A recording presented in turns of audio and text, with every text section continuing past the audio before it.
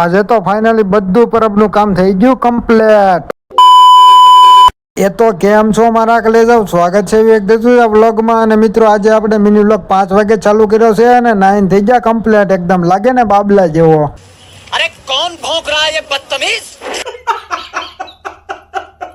એ બધું મૂકો પડતો ને હું સીધો આવી જાઉં બાપુની દુકાને, કેમ કે લાગી ગઈ હતી બહુ ભૂખ. તો તમારે કોઈને ઊંધિયું ખાવું હોય તો આવી જાવ ફટાફટ, પછી કહેતા નહીં.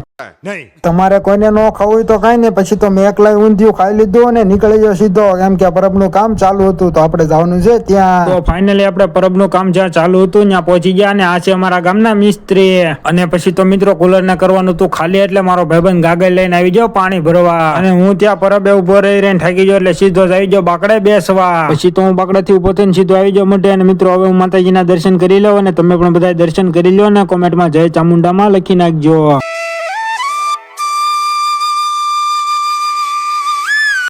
અને ત્યારબાદ હું મઢેથી આવી ગયો સીધો ઘરે. અને કેમ કે મિત્રો બ્લુટૂથ ને મૂકવાના હતા આપણે ચાર્જિંગમાં, તો હવે આપણે એને મૂકી દેવી. અને પછી તો મેં પંખાની ચાપ કરી ચાલુ અને પંખો થઈ ગયો ચાલુ. અને મિત્રો આ છે મારો અને મારા ભાઈનો બેયનો ફોટો.